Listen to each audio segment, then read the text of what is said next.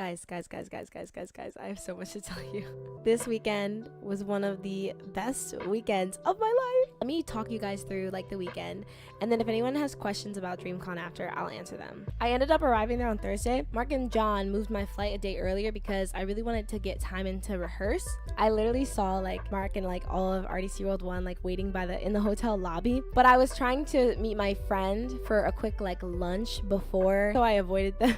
And then Mark texted me, who's like, did I just see you run past? I was caught. We went to the performance venue, which was like this beautiful esports arena. It was so nice. The DJ wasn't there, and neither was like the sound people we needed. So I was like, I don't think we can rehearse tonight. Well, I was like the only girl in this room. It was like 20 guys, and then it was like me.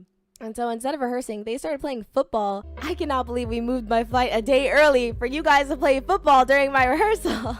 So I was pretending to be mad at Mark or whatever, but I wasn't actually mad at him.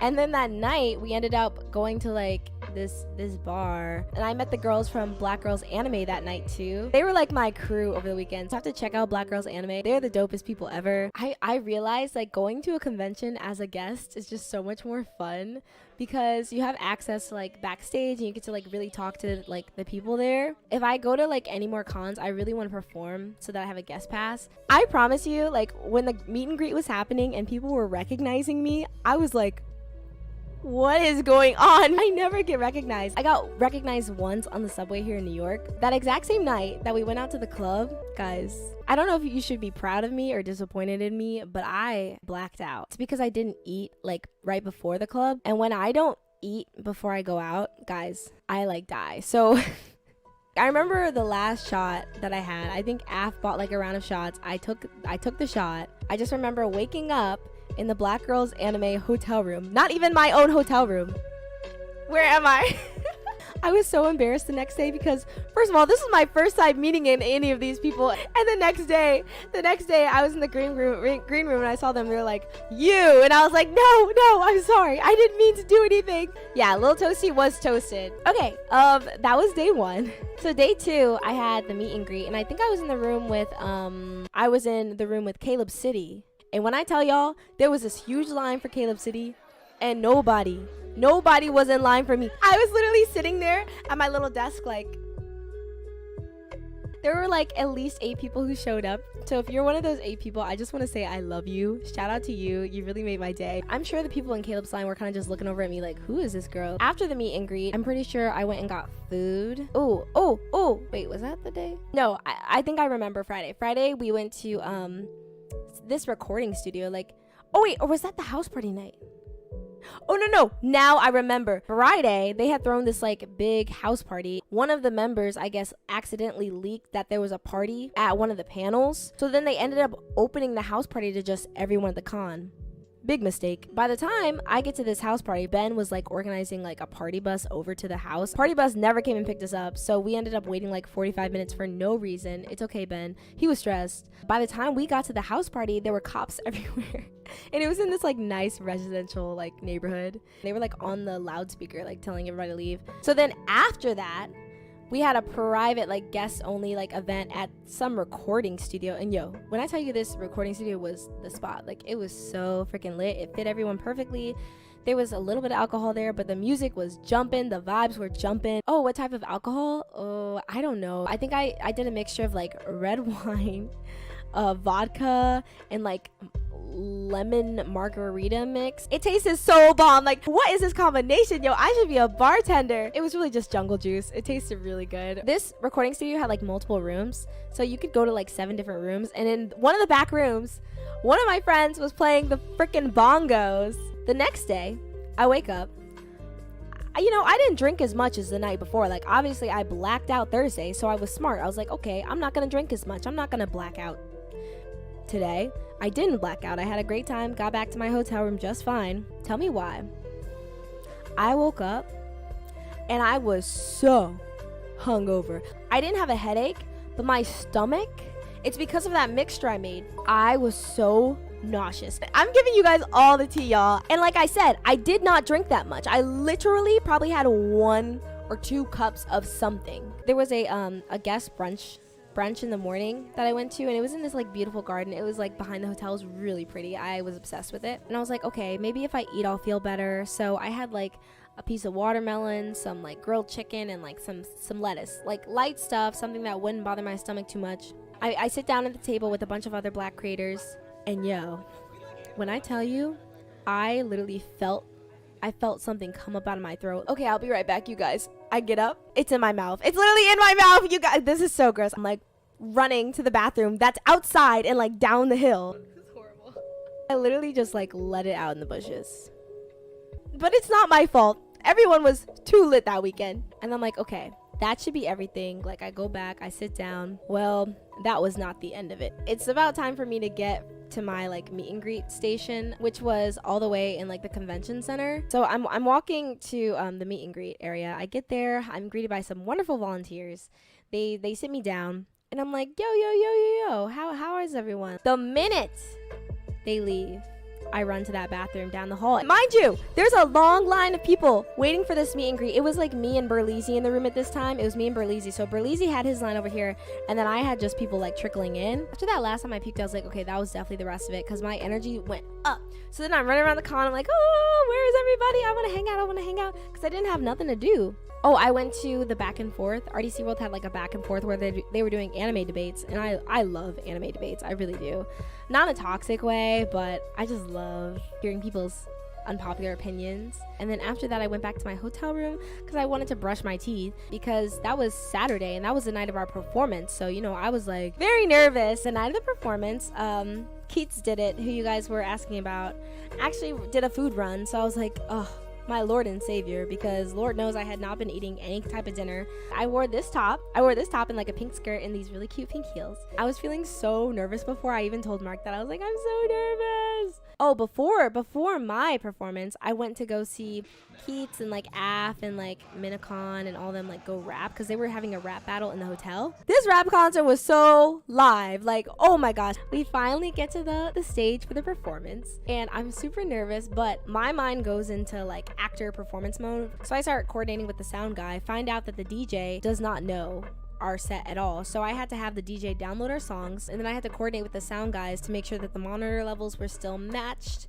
They weren't, so we had to do like a quick sound test. We ended up starting that like an hour late. And then the saddest part was the fire marshal wouldn't let everyone in. There were like 200 people who had to wait outside and couldn't see the performance. I made Mark and Af do this before you go on stage thing that actors do. So we were like holding hands and like sending a pulse around, and we went and did our performance. And guys, when I tell you, I felt like a K-pop star. I had my pink skirt on, and I had my two boys, and it was just so fun. I just had such a great time, and like it was such good vibes, because I think it was Af's first public performance, or the rap concert was earlier, but then that was like a bigger performance. And then Mark's never rapped on stage before, so that was really cool. I think it was a big moment for everyone. We just performed, guys. It went so well. I'm so happy now. I'm gonna head over to the after party. Wow, I just feel so full, so grateful. But it turned out great. See you guys there. Your fave part of all of DreamCon? Definitely the after parties. What else do I have to tell you guys? What else did I say? So after the performance, there was supposed to be an after party in the concert venue, whatever. I decided to go back to the recording studio. It was like word of mouth. Ben would be like, we're going to the recording studio. The girls from Black Girls and be like, we're going to the recording studio. Well, I don't know how, but it leaked. When I tell you, too many people showed up to this recording studio. There was like a line outside the door. I didn't even think I could get in, but they recognized me, luckily. Are you guys ready for the piping tea? You guys are gonna look at me different after this when I tell you this. I had talked to 2 other content creators at the beginning of the night, and they invited me to the strip club. And I've never been to a strip club, but I was like, toasty at the strip, toasty at the strip, toasty at the strip. What do I look like going to a strip club? First time for everything. Did I like it? I only had a good time because I was like hanging out with people still. Those girls were like naked. I didn't know they did that in Texas. I got home at 6 a.m. and I was like, oh my God. Saturday was the last day of the con, so I was like, okay, I can wake up tomorrow and at least I don't have anything to do. But then everyone was like staying an extra day, and so I ended up pushing back my flight because I was like, I'm not ready to leave yet. We're having so much fun. One thing I knew I wanted to do while I was in Texas was have a pool party. So guys, it gets even better from here. It gets even better. I promise you, stick around. I have way more tea. I hit up Keats and I was like, I FaceTimed him and I was like, what are you doing? Want to go get brunch? And he's literally in bed like, So we ended up going to this place in downtown Dallas, and the plan for the day was that we were gonna have a pool party. We were gonna go bar hopping, like go to like bars with like pools, and I was like, lit, I need to buy a swimsuit. I was like, I don't have a swimsuit. Me and Keith are like downtown eating food, whatever, and we're like, well, if people are gonna come down here to bar hop, we should just stay in Dallas. We also go bathing suit shopping. When I tell y'all, it was really on CP time. We did not end up going out that night until I think like 7 p.m. So me and Keats were just downtown, and so we decided to go to Dave & Buster's. So we had a full day. Me and Keats had a full like Sunday fun day. Eventually we just went back home. I freaking bought this expensive swimsuit in Dallas. I'm wearing this swimsuit. I don't care if the sun set. We are having this freaking pool party. I spent money to have myself be seen in a bikini. So later that night, we did end up going down in Dallas, and they bought like a table, which was really nice, and there was also food, so we were very lit. But you know, I had just bought that expensive ass swimsuit, so I was like, we need to find a pool. After that, we leave, we go back up, and the plan was from this place that we were in Dallas to go to Evan's Airbnb. Me, Ben, and like Taylor, and then we were kind of late. Like, I don't know why we left so late, but we left so late getting to this place. So by the time that we got to the Airbnb, everyone was already over it. Like, I guess they had not gotten the party started, you know. And you know me, I was like, I know y'all didn't get the party started and that we're late as hell, but we're about to stay here. Like, Mark was trying to leave. Like, he was trying to go back downtown to Dallas, and I was like, we just got up here. Like, why are you trying to leave? Ben convinced him to stay. No matter where you go. At first we were gonna go to Six Flags, but that fell through. And then we were gonna go to a boat, and that fell through. So I was like, this pool party is happening. I'm gonna make sure this happens. So Ben had like 2 bottles of something. I think it was champagne. Well, I turned to Taylor and I was like, we have to get them lit. So how about this? We can go in and we can pretend to be bottle girls. We have the flash on our phone and like these bottles. Bottle girls, you know the vibes. It's a private $1 billion pool. And we go in there, we start screaming, and everyone's just like sitting by the pool, and they like turn back at us, and they're just like, because guys, when I tell you we were so late, like we were probably like an hour late, no cap. And we brought a speaker, so like we really brought the vibes. And then suddenly everybody was having a good time. We ended up playing volleyball in the pool. And then get this, you guys, you can't bring black people nowhere. The police got called on us eventually. Like, we probably had a good hour and a half of like partying before it got shut down. And it also was a Sunday, like it was not even a Saturday or a Friday. This random white guy, and then this like cop.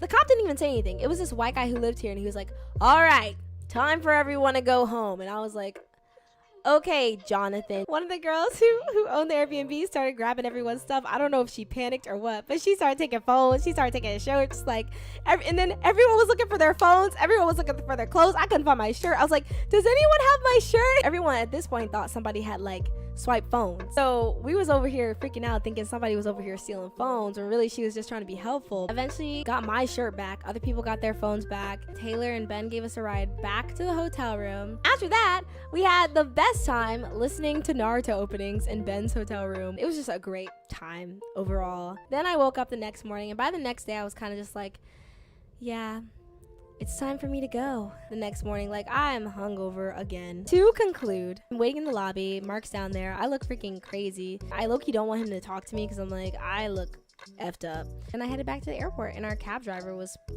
super chatty.